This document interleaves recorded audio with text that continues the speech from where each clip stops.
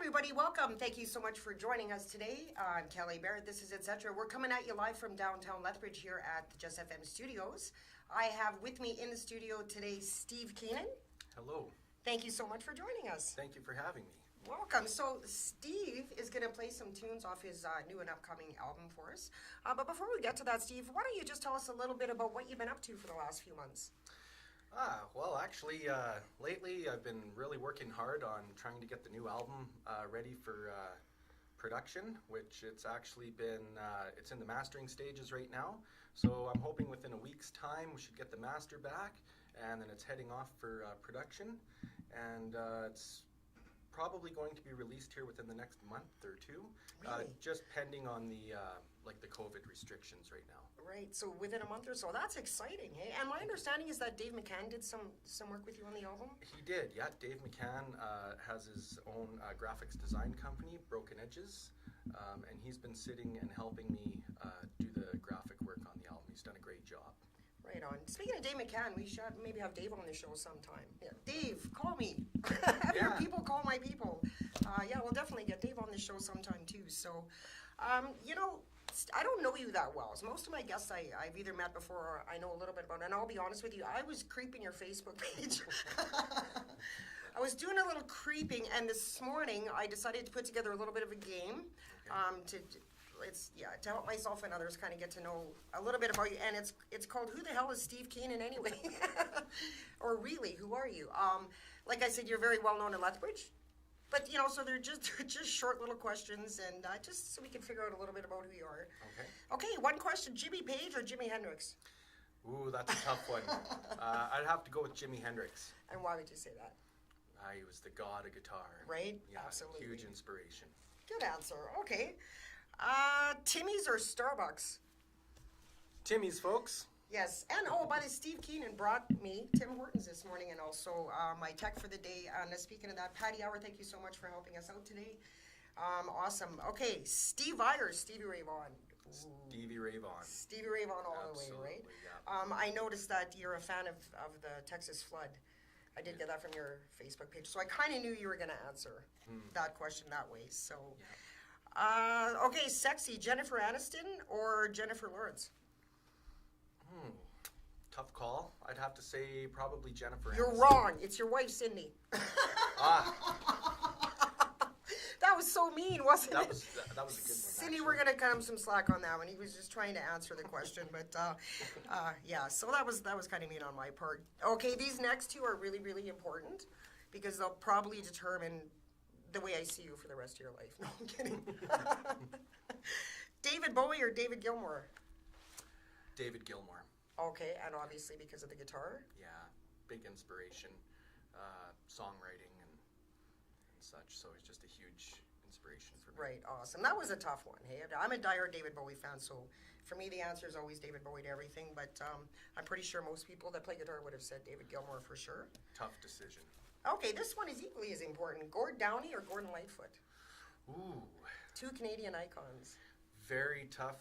I'm going to have to go with Gordon Lightfoot. Right. Myself. Huge inspiration to me. It's pretty cool to see that he's still going too. Yeah, for sure. So, but Gord Downie absolutely for sure too. 100%. Very hard. So speaking of influences, you were mentioning that Gordon Lightfoot was an influence of yours. What were some of your other musical influences? You know, maybe in the beginning when you were getting started. When I was growing up, actually, I had my dad's record collection, so I listened to a lot of like Chuck Berry as a big influence on me. The Beatles, of course. A lot of Creedence Clearwater. Listened to a lot of older music. And then when I started getting around my teenage years, my late teenage years, for me, Kurt Cobain was a huge influence for me. Right. He was kind of I guess you could say, the John Lennon of my era growing up. And then as I've moved further in my musical journey, I've gotten into a lot of blues. So, you know, like Eric Clapton, Stevie Ray Vaughan, Right. B.B. King, all sorts. Good stuff. Good stuff.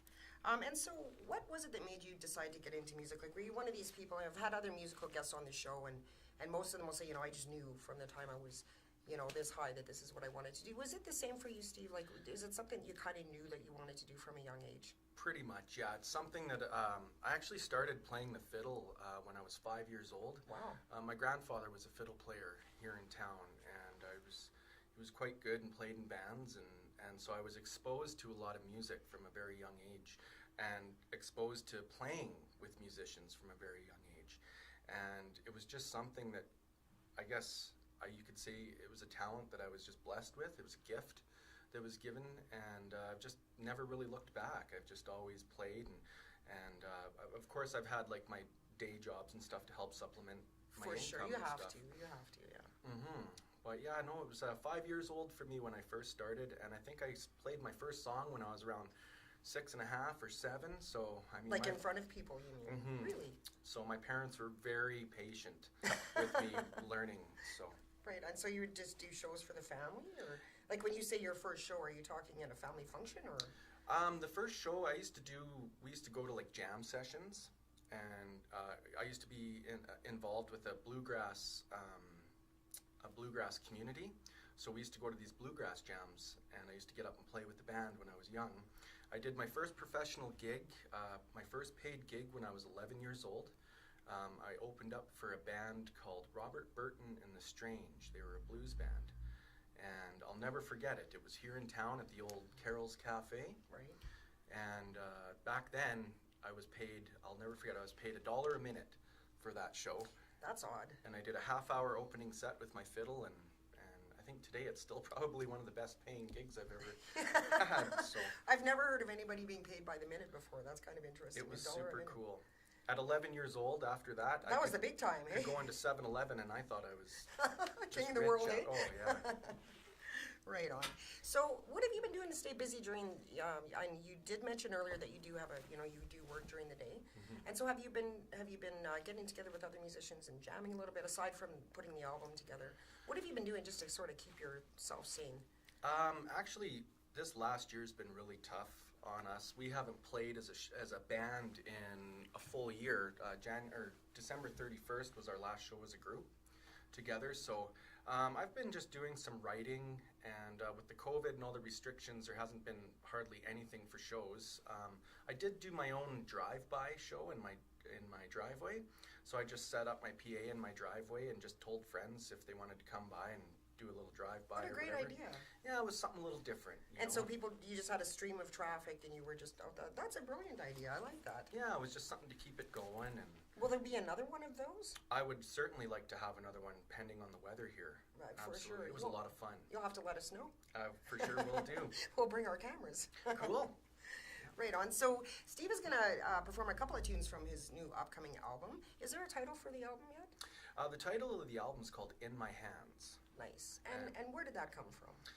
Actually, In My Hands was a song that I wrote for my daughter. And it was just something that I thought would be fitting for the album. And it's got different meanings. In my hands just meaning like with my guitar and what I've been able to do with that in my hands, and just the blessings that I've had starting a family and having my own daughter. The first time I held her in my hands. Oh, Yeah. that's beautiful, Steve. Thank you. And then you got that to memorial on that album forever. She's going to love that when she becomes a teenager. Yeah, how old is she? She'll be 5 at the end of the month. Right, so she's the coolest kid on the block and the only kid that has a song written for her, eh? Yes, and now we've been blessed with another daughter, a second daughter. So Nice. I've got a fire lit under my butt to write another song. Oh, you have to now. Yeah, if you're watching, girls, hi. Daddy says hi. Hi, Daddy girls. loves you. Thanks for letting your dad hang out with me today. So what are you going to play for us today, Steve? I'd actually like to play that song for That you would if be it's okay. great. I would love to hear that. All right. So this is called In My Hands? This is a song called In My Hands.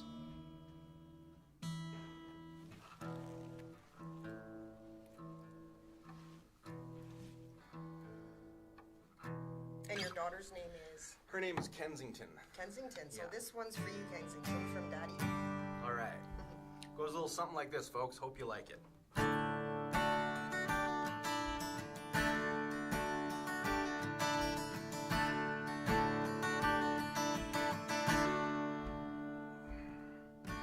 Some things you can change if you want to. Some things better left unsaid. It's like walking down a road it's never been traveled. It's like sleeping in another empty bed.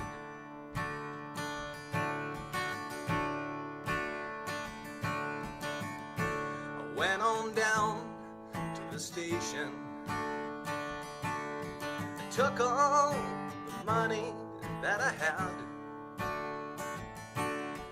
Bought myself a ticket to a one-way out of this town. I knew I was never coming back.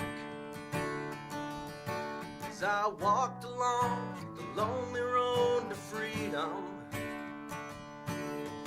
memories of the past were all I had.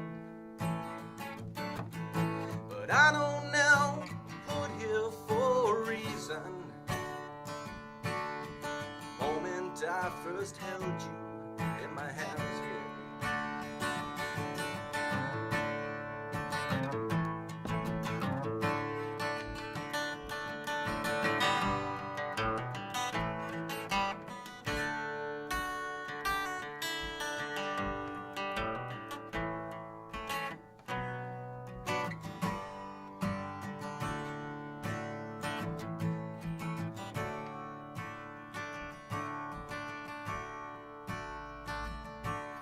Some things you can change if you want to.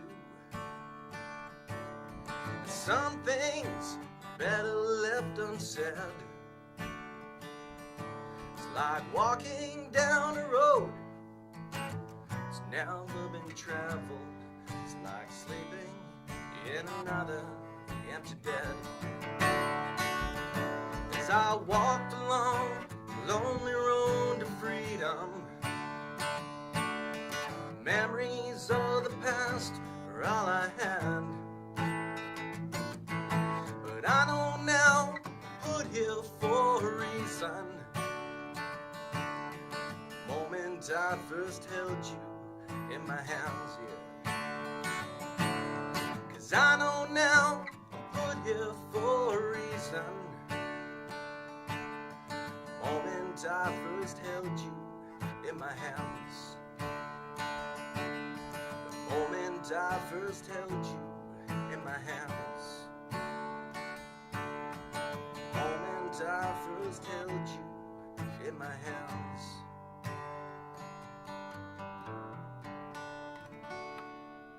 Beautiful, Steve. Thank you so much for that. You know, Thank I you. almost felt weepy at the beginning of that because I know the backstory.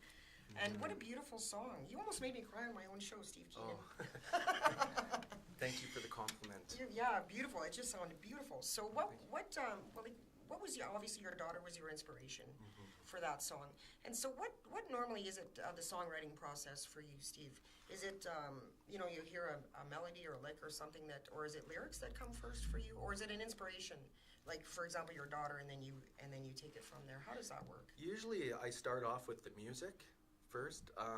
Words for me, lyrics, I usually have a tough time coming up with.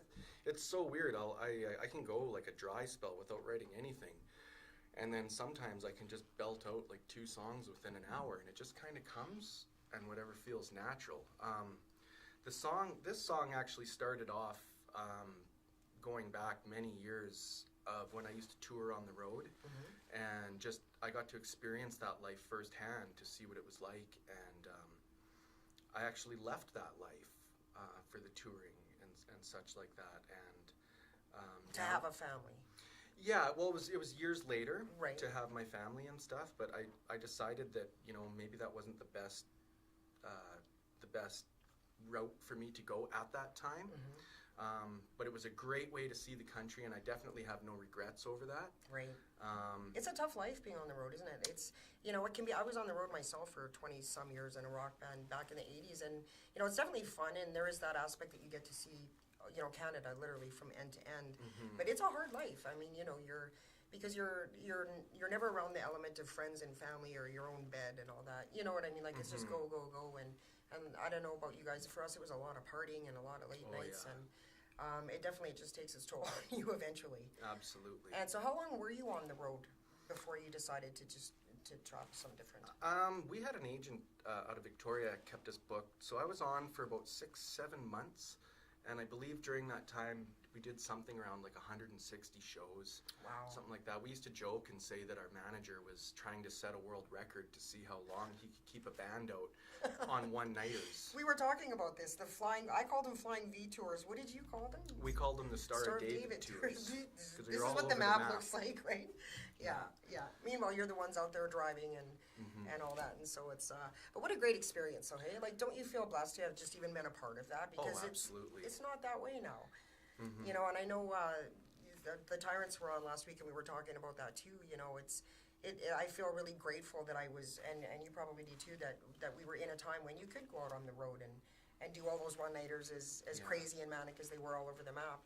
Just to be able to get out there and do your stuff like that was really something, because it's definitely changed. Eh? Absolutely, and it's definitely something I'd like to revisit as well in the future and stuff, but maybe not going out for as long of stretches. That's the thing. Just a 3-week tour or a month or something. Just kind of go out and come back home. That would be great. Hey.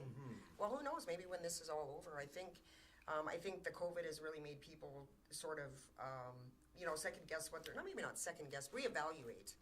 And reinvent themselves, and I think there'll be a lot more people that are going to be wanting to go out on the road that maybe otherwise wouldn't. You know, just to have that, because we've been cooped up for so long, and you just want to get out there and do your thing, and right. You know, but so I'm just curious what, because I haven't been in Lethbridge that long, and the one thing that really surprised me when I came here was the amount of live entertainment. Obviously pre-COVID. The amount of live entertainment venues that there are in Lethbridge, and the strong music community. Like, the music community is just fantastic in this town. Absolutely. And what's your perspective on the Lethbridge music community?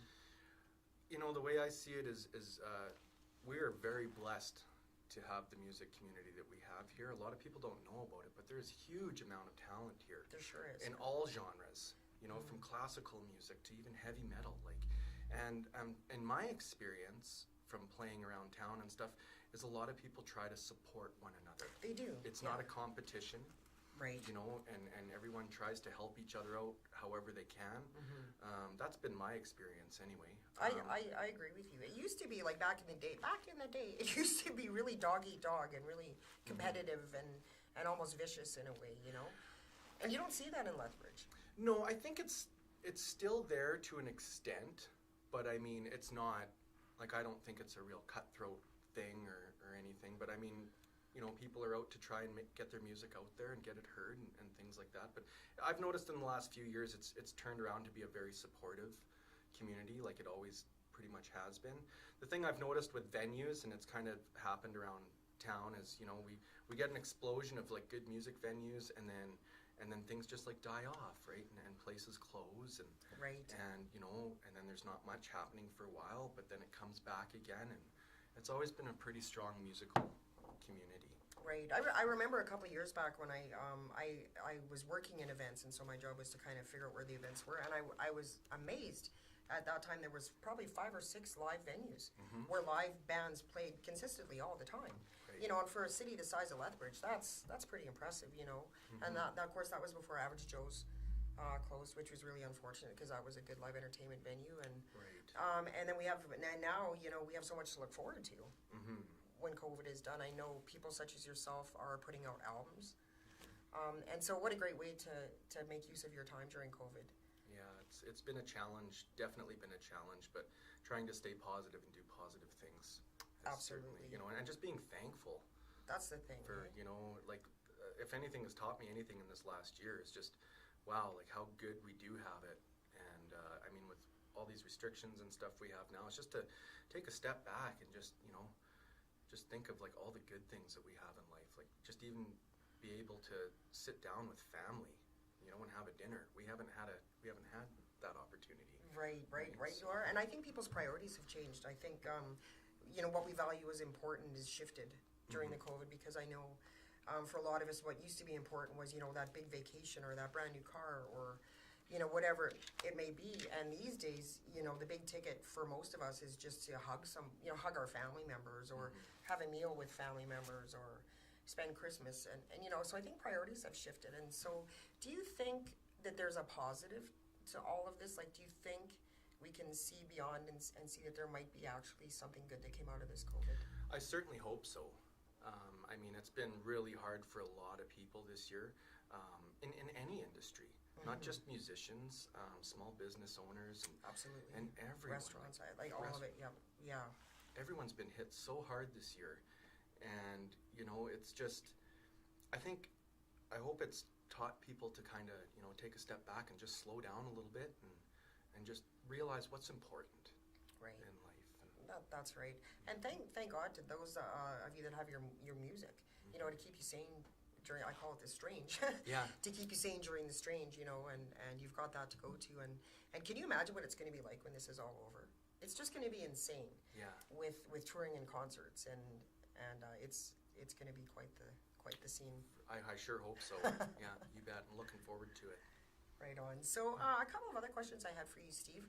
What would you consider a musical accomplishment? Something that's happened in your life that really stands out as kind of a stellar event for you? One that sticks out in my mind was a few years ago, I was given the opportunity to open up for a band called the Glorious Sons. Wow. Yeah, it was really cool. Did you say to yourself, "Wow, Steve Keenan"? Yeah, I was like, really? Like, is this me. call for real? That's you know? awesome. Yeah. So I got a chance to play the big stage with them, and just like everything about it was so cool. Like, we had they gave us our own trailer backstage. Where was this, Stephen? It was at Whoop Up Days. So it was in town here at Yeah. Whoop Up Days, yeah. Yeah, a few years ago now, and it was just really cool because, I mean, we were treated like the stars that you are. Yeah, it was really cool. Like, I mean, you got to go hang out in your own trailer backstage. The Glorious Sons trailer is right beside yours, and you know, everything's all fenced off. Were you stalking their trailer? Maybe. I'm just kidding. Maybe. Actually, I had a chance to meet them as they were coming out of their trailer, going onto the stage, and I just said, "Hey, thanks so much, guys, for the opportunity." And they were the most down-to-earth guys, and that's something that I really, really appreciate it. Yeah, because at the end of the day, I mean, the majority of people, we're just people. They're just normal people. That's right. They're just people that worked really hard and had some talent and got lucky. Yeah. Basically, right? Yeah, and I mean, to be able to get that opportunity to open up for them and just to share the same stage with them was really cool for me. And it was really neat because I think it was about 6 months later, here they are, they're off opening up for the Rolling Stones, you know, Can over you imagine, in Germany and stuff. So to me, that was one of the just that connection, highlights. Like just that connection for sure. Yeah. And so were you a fan before? I was actually, yeah. And so how does that happen? Who calls you? It was her name was Jackie. Her name's Jackie French, and at the time she was doing all the event coordinating and stuff for the Whoop Up Days. Right. And she just phoned me out of the blue one day and said, "Hey, Steve, would you be interested in opening up for the Glorious Sons?" Well, let me check my calendar. I just about dropped the phone actually, as I was like, "Wow, are you serious?" And yeah, that's just how it came about. And so we, I think it was about a month's notice or something like that. So we really got to work hard and you know, and just to make sure everything was, you know, as good as we could get it. And yeah, that's what we did. Good for you. What a great experience, hey? Yeah, it was awesome. Definitely something to remember. And for people that are watching that don't know, because like I said, most people watching do know who you are in your band. Do you want to just tell us the lineup in your band, the Steve Keenan Band? Sure. So there's myself on guitar and vocals, and then we also have Dave Popovich. He's on bass, plays bass guitar. Darwin Romanchuk, he plays drums for us, and Gary Drayton, he plays keyboards for us. So yeah, the four of us, and that's how it goes. I've actually played with Dave and Darwin for quite a few years. Right. And we just actually added another addition to the band, Gary, a couple of years ago, and it's been a great addition. It's taken us in a different direction musically. For sure, you get the keys added in there, and then it opens up a lot of doors for just a different style and for sure. Yeah, it's pretty cool. Right on. And so you are going to play another song for us. You betcha. Which we would love. And do you want to go ahead and set this one up, Steve? I'd love to. Okay, this next song is a tune that I wrote. It's called Country Buzz, and it's actually going to be the first song on the album. Is there heavy country influence, or just the song? I would say, yeah, I do have a country influence. I really do like a lot of blues and southern rock myself. This one's got a bit more of a country flavor to it, I guess you could say. Okay. It's more kind of like an outlaw country, I guess. But I guess you guys can make up your mind and see what you think. Little Country Buzz.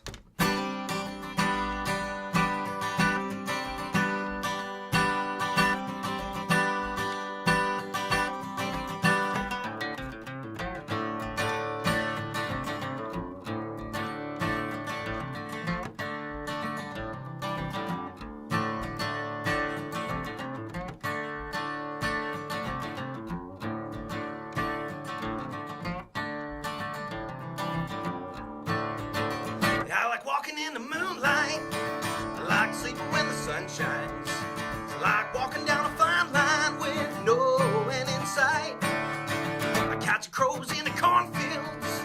I keep an eye on the crop yield. I don't really need a one-hit wonder, don't need another season dry. Down in the valley where the back road ends, few miles south and up around the bend, got a little something on the side that'll keep me going till I die, that's right. Oh, that's right. People call me crazy. People call me lazy. You can call me what you want, but it's nobody's fault. I'm just getting by. You can say I'm going fishing, but it's a family tradition. I don't really have an answer to tell you, so don't bother asking why. Down in the valley where the back road ends, few miles south and up around the bend, got a little something on the side that'll keep me going till I die, that's right. Oh, that's right. Look out.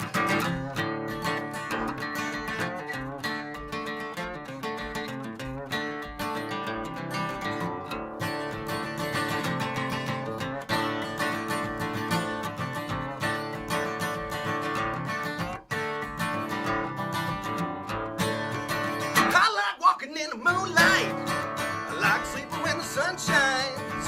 I like walking down a fine line with no end in sight. Yeah. Catch crows in the cornfields. I keep an eye on the crop yield. I don't really need a one-hit wonder, don't need another season dry.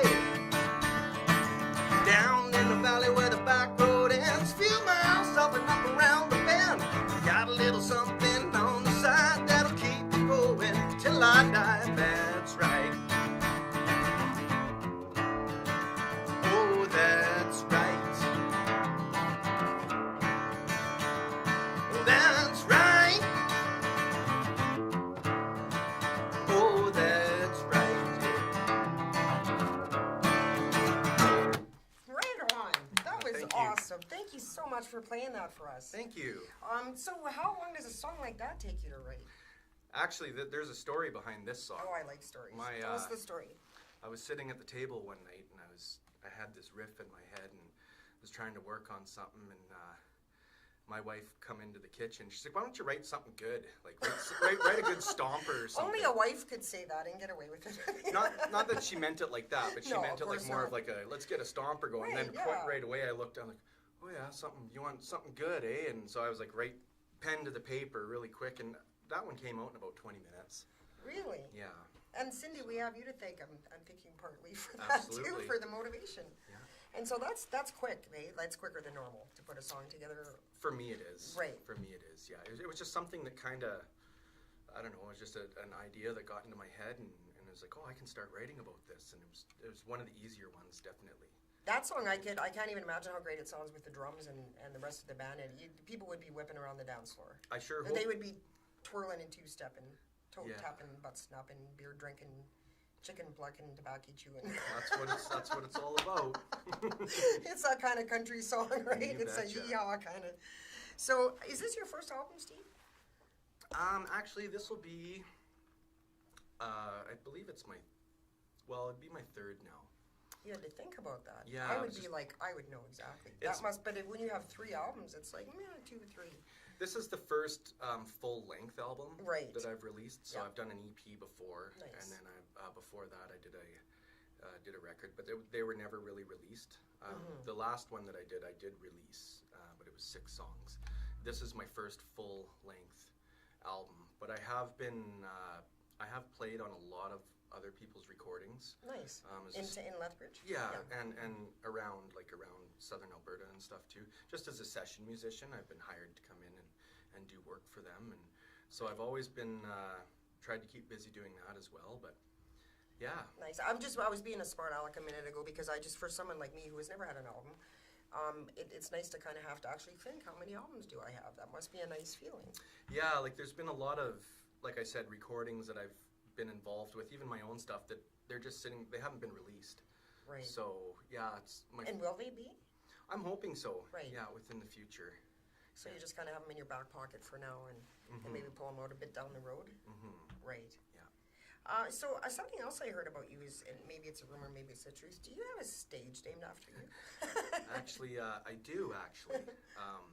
The story behind that is Honker's Pub and Eatery is a place that it's a local bar restaurant here in town. And a few years ago, coming on, it's almost 7 years ago, I think now.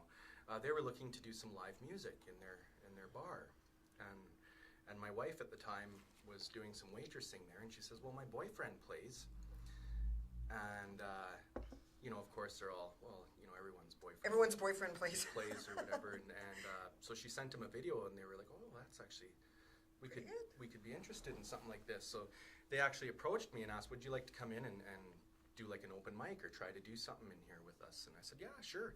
So every second Friday for a few years, I used to come in after work. I'd bring all my gear, and I'd set it up in the pub. We actually had to get guys to move the pool table. There'd be about 4 of us. Because it's a tiny little place, right? Yeah. And we'd move the pool table, and there was actually cinder blocks sitting there in the corner with the table. And I made use of those, and I stacked the cinder blocks up, threw the table on top, and a nice red satin sheet, and there was my stage. Nice. And I played like that for a few years, every second Friday. And we used to come in and do it, and then after a few years, Vicky decided she was going to build a proper stage in there with sound equipment and stuff. And so once the stage was finished, I didn't know any of this. She asked, "Would you like to come in and host that day?" I said, "Oh, absolutely, I'd love to." So I was playing up on stage, and she was behind me with a stick that had this blanket over top of the wall, and all of a sudden she just pulled the thing off, and here it said Steve Keenan's stage. Oh, wow. Yeah, it's So a you huge blown honor away. for me. Absolutely. Yeah. So I'm pretty thankful for that. And when's the last time you played there? On your stage? I was there in the summertime, before all the major restrictions took Yeah. over. Yeah, I was just there doing. I actually hosted an open mic there. Nice. Yeah, so I did take some time off once my girls were born, just to be at home For sure. and stuff. But yeah, we were back there in September, or no, I think it was August, somewhere around there. I can't even remember now, but I'm hoping to get back in there soon as everything lightens up here. Right. And there's some good things happening too when the COVID is over and things get back to normal. The Owl is going to be opening at their new location. And so that'll be great. And do you have your name on the stage? No. No? No. They have a promotion going on where you can get your name put on the stage. Kind of Oh, is like that it's a right? backing kind of thing. Yeah, so that's kind of exciting. Oh, I'll have to So, look into that. so that'll be a nice new venue for you to play in. I'm sure the Slice and the other ones will all open, and things will get back to normal. So what is Steve Keenan listening to on a Friday night at home? On a Friday night at home, lately I've been getting into